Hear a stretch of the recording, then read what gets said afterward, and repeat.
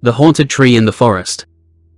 Once upon a time, in a small town nestled in the heart of the forest, lived a young girl named Lily. She was a bright and cheerful child, always eager to explore the world around her. Her parents, David and Mary, loved her deeply and did everything they could to make her happy.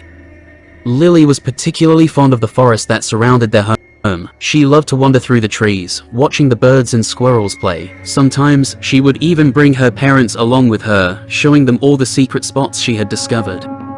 One day, as Lily was playing in the forest alone, she stumbled upon a clearing that she had never seen before. In the center of the clearing stood a tree unlike any other she had ever seen. Its trunk was thick and gnarled, and its branches twisted and turned in every direction. As Lily approached the tree, she noticed a small door at its base. Curiosity getting the better of her, she pushed the door open and stepped inside. What she found inside the tree was beyond her wildest dreams.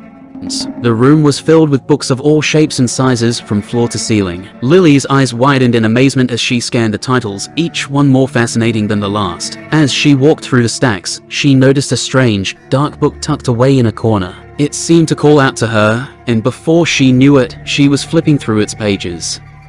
As she read, the words seemed to come alive before her eyes. They spoke of a world beyond her own, a place where dreams and nightmares mingled and twisted together. Lily couldn't tear her eyes away from the book, and before she knew it, hours had passed. When she finally emerged from the tree, the sun was setting, and her parents were frantically searching for her. They were overjoyed to see her safe and sound, but as they walked home, something seemed off. Lily's usually bright eyes were dark and distant, and her movements were slow and deliberate.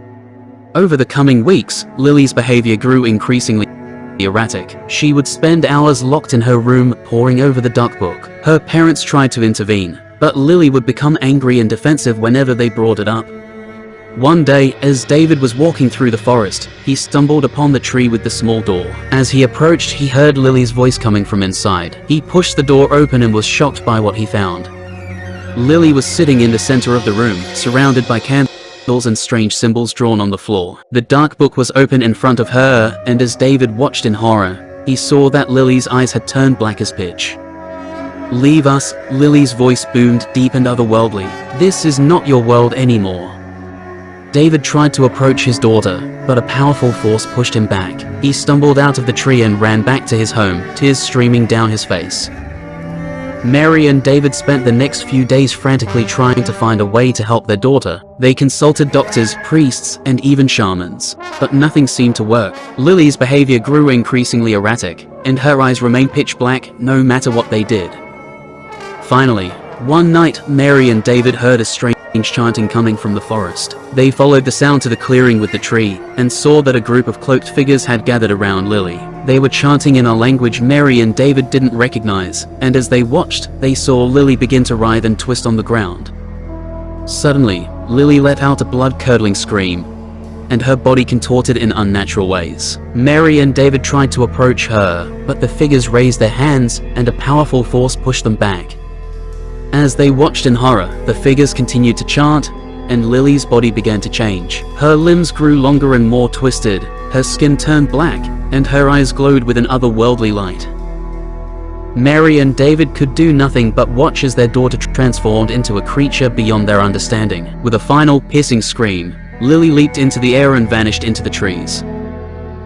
Mary and David were left alone in the clearing, their hearts shattered by the loss of their daughter. They never spoke of what happened that night, but the memory haunted them for the rest of their days. As time passed, the town forgot about Lily and the tree in the forest, but every once in a while, a traveler passing through the area would hear a faint chanting coming from the trees, and the memory of the tragic story would come flooding back. Years later, a group of adventurers stumbled upon the tree with the small door. As they approached, they saw that the door was open, and a faint light was coming from inside. They cautiously stepped inside, and were shocked by what they found. The room was empty except for a single book lying on the ground. As they picked it up, they saw that the cover bore the name Lily, in flowing, elegant script. They opened the book and began to read, and as the words came alive before their eyes, they realized with shock that they were not just reading a story. They were reading the diary of a young girl whose curiosity led her down a path of darkness and despair. As they read, tears streamed down their faces, and they vowed to never forget the tragic story of Lily and the tree in the forest.